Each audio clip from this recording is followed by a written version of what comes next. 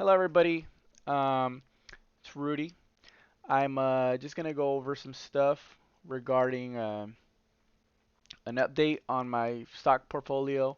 I had about, I want to say 19,000 in my stock portfolio, still in stocks I hadn't cashed out yet. And so recently I cashed that money out, and I want to say about 9,000 is been um, kept, like about 8,000 is kept in still in my portfolio. With about 7,000 of that, I just haven't invested anything. It's just kind of like buying power right now. And then, meaning it's just not invested, it's just like in my account, like cash, if that makes sense. And the rest of that is still in oil, but everything else I cashed out. So that extra 11,000, it's kind of just I put into my bank account. And the reason being, I'm trying to purchase another property, my second property now. So we're actually going to look at that. So, well, this is my stock portfolio and how much I've cashed out and everything. But anyways, we're going to look at, I actually was running a lot of, I was going through a bunch of properties. I was analyzing a bunch of properties.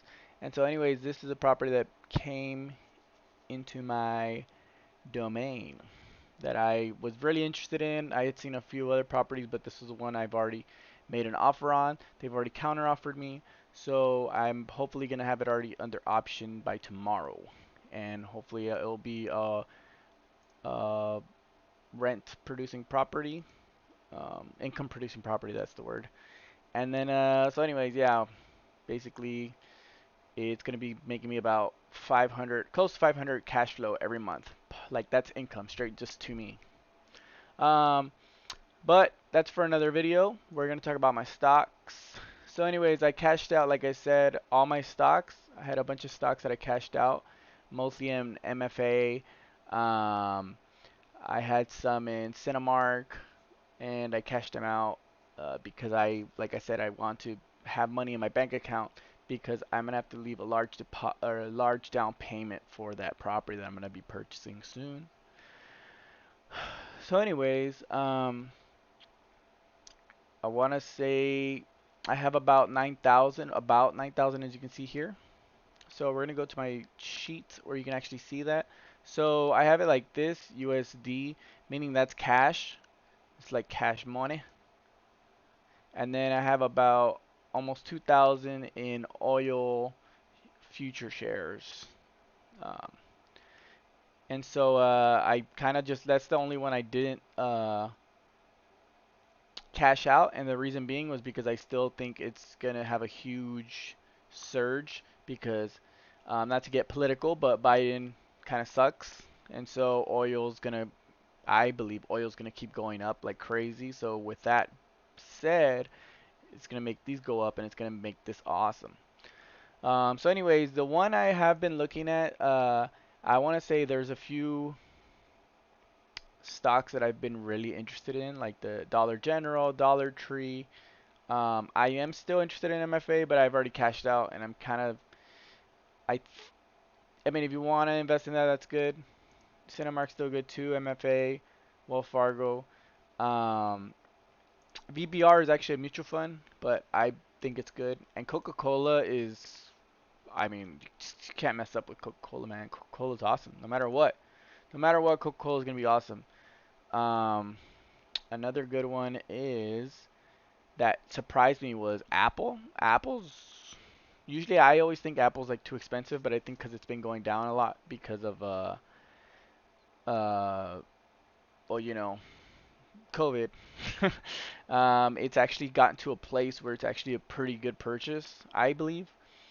Um, and also Viacom, CBS, and Bank of America. I think Bank of America is doing good, pretty good too. But anyways, in terms of my thing, we're gonna look at what I'm actually gonna purchase tomorrow. I'm gonna buy a bunch of this, which is Dollar General. I'm gonna be buying Dollar General. I'm gonna go hard. I'm gonna go hard in the paint. And the reason being because Dollar General, in my opinion, is gonna do very well, and they are very underpriced right now. I was looking at their EPS, and their EPS is doing awesome. for the quarter it was 231 per share, and if you multiply that, obviously it's going to be a lot. It's times four because there's four quarters. So 2.3. Let's assume it's 4, 9, yeah, and then you just divide the price by that. It's going to be 924. Current price is, which is about 19. I mean, still it's around there. It's not the actual correct because they actually use the trailing 12 months, and I'm just doing a guesstimate. But anyways, that's honestly a very good price per share, or price over earnings, price over EPS. Yeah, price over your earnings. And I actually really like that. There's a lot of people that use a bunch of different things. I tend to use price over earnings. Also look at other things. I look at the financial health of the company. I look at the price to book of the company and the book value, meaning the book value.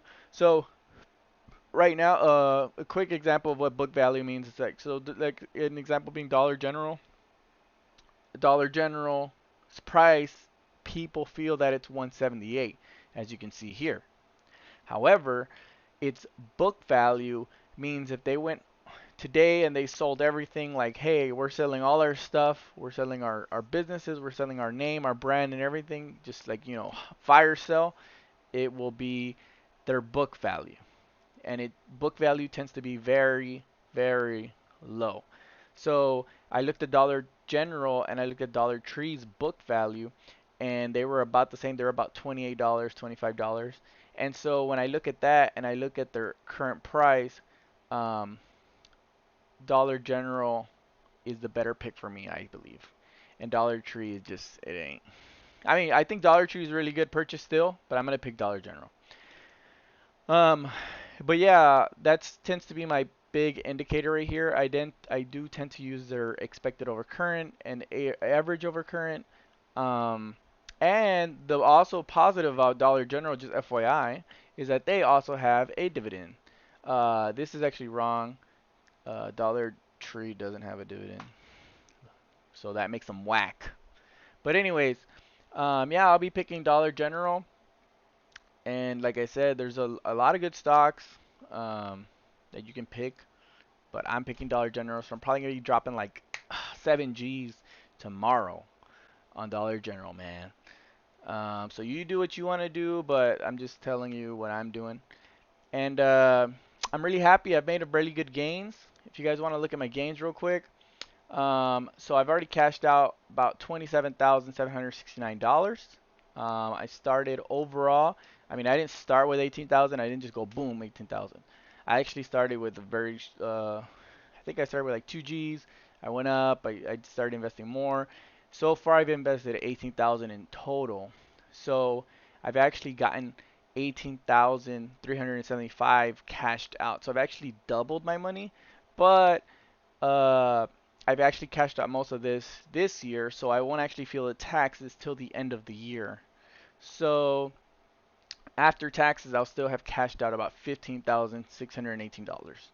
So yeah, if you're thinking about doing stocks, you should. I'll leave my things in the bottom. Um, the only one I have money in right now, because like I said, I cashed out of Cash App. I have no money in Cash App. I have no money in Robinhood. I have no money in SoFi. The only one I have money in is in Webull. And I actually really like Webull. And they actually give you a free stock, just FYI. Like I said, get the links, you'll get a free stock. But the reason why I like it is because it has a lot more indicators. It does tend to be a little more confusing if it's your first time doing stock analysis or anything. Um, but it gives you a ton of information for free, so that's why I like it a lot. But yeah, we're doing good. We're gonna make it up, make a ton of money in the future. So hopefully you guys come with me. See ya.